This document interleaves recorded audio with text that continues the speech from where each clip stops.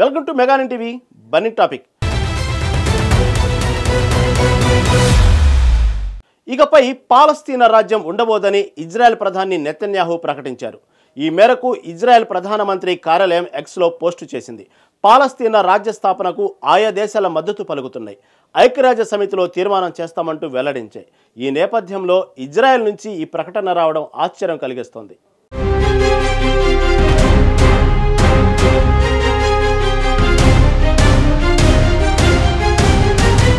పాలస్తీనాను దేశంగా గుర్తించడంపై ఇజ్రాయెల్ ప్రధాని Benjamin Netanyahu ఆగ్రహం వ్యక్తం చేశారు. బ్రిటన్, ఆస్ట్రేలియా, కెనడా దేశాలు తీసుకున్న నిర్ణయాన్ని తీవ్రంగా వ్యతిరేకించారు. ఇది 2023 అక్టోబర్ 7న హమాస్ చేసిన నరమేధానికి బహుమతి ఇచ్చినట్లయిందని వ్యాఖ్యానించారు. ఇకపై జోర్దాన్ నదికి పశ్చిమాన పాలస్తీనా రాజ్యం ఉండదని, తమ దేశం మధ్యలో ఒక ఉగ్రవాద రాజ్యాన్ని తమపై బలవంతంగా రుద్దడానికి జరిగిన తాజా ప్రయత్నాన్ని తీవ్రంగా ఖండిస్తున్నారని తెలిపారు. రానున్న రోజుల్లో ప్రపంచం ఈ విషయంపై మా మాట వింటుందని, అమెరికా పర్యటన అనంతరం ఇజ్రాయెల్ ప్రతిస్పందన ఉంటుందని వెల్లడించారు. ఈ మేరకు ఎక్స్లో వీడియోను పోస్ట్ చేశారు.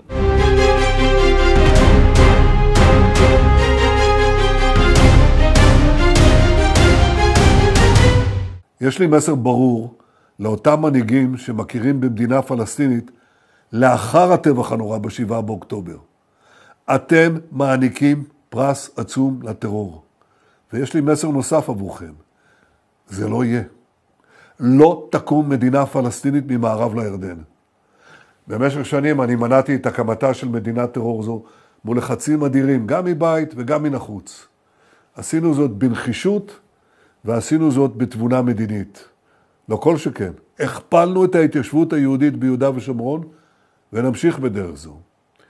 המענה לניסיון האחרון לכפות עלינו מדינת טרור בלב ארצנו, המענה הזה יינתן לאחר שובי מארצות הברית. תמתינו. ఇక ఐక్యరాజ్య సమితి అసెంబ్లీ కౌన్సిల్ సమావేశంలో పాల్గొనేందుకు నెతన్యాహు అమెరికా వెళ్తున్నారు. ఈ సందర్భంగా వైట్ హౌస్ కు రావాలని నెతన్యాహుకు ట్రంప్ ఫోన్ చేసి ఆహ్వానించారు. ఇక ఇంతలోనే ఇజ్రాయెల్ సంచలన ప్రకటన చేసింది. ఇక మా దేశం మధ్యలో ఒక ఉగ్రవాద రాజ్యాన్ని బలవంతంగా ఏర్పాటు చేయడానికి జరుగుతున్న ప్రయత్నాలు జరగనివ్వబోమన్నారు. అమెరికా నుంచి వచ్చాక దీనిపై కీలక ప్రకటన ఉంటుందని నెతన్యాహు తెలిపారు.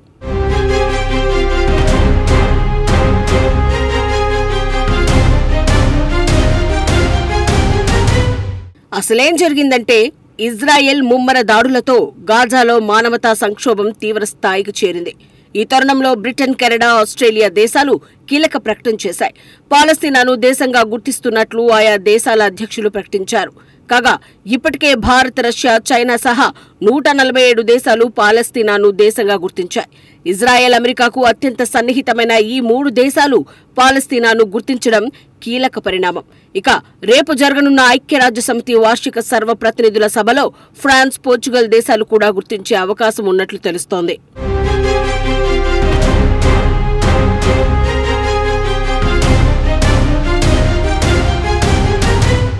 మరోపక్క పాలస్తీనాను దేశంగా గుర్తించడంపై అమెరికా వ్యతిరేకించింది.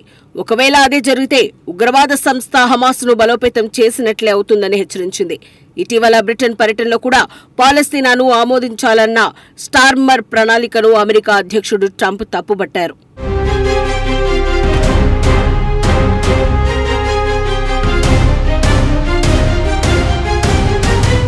గాజాలో రోజురోజుకి పాలస్తీనియన్ల పరిస్థితి దిగజారుతూ ఉండటం వల్ల ఇజ్రాయెల్పై అంతర్జాతీయ ఒత్తిడి పెరుగుతోంది.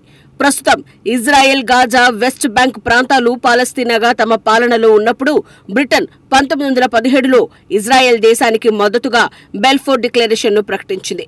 ఈ నేపథ్యంలో బ్రిటన్ ప్రధాని కీర్ స్టార్మర్ ప్రకటన చేస్తూ తమ గుర్తింపు హమాస్ ఉగ్రవాదులకు బహుమతి కాదని, శాంతికి, ద్విదేశ పరిష్కారానికి ప్రోత్సాహమని పేర్కొన్నారు.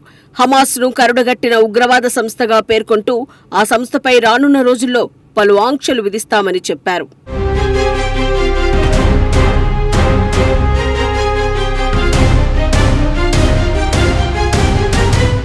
అక్టోబర్ 7, 2023న హమాస్ ఉగ్రవాదుల ఊచకూత తర్వాత పాలస్తీనాకు మద్దతిస్తున్న నాయకులకు తమ దగ్గర స్పష్టమైన సందేశం ఉందని ఇజ్రాయెల్ తెలిపింది.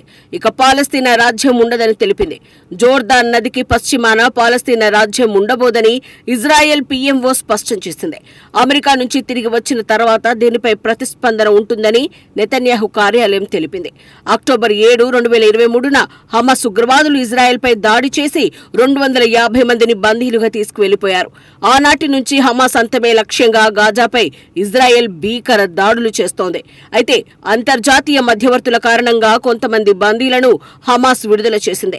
ఇంకా 40-50 మంది బందీలు హమాస్ చెరలో ఉన్నారు. ఒకేసారి విడిచిపెట్టాలని అమెరికా ఒత్తిడి చేసింది, కానీ విడిచిపెట్టలేదు. దీంతో గాజా స్వాధీనం కోసం ఇజ్రాయెల్ ప్రయత్నిస్తోంది. దీంతో భీకర దాడులు చేస్తోంది. ఇక ఖతార్లో హమాస్ నేతలు ఉన్నారన్న సమాచారంతో ఇజ్రాయెల్ దాడులకు పాల్పడింది. ఈ వ్యవహారంపై అంతర్జాతీయంగా విమర్శలు వెల్లువెత్తాయి.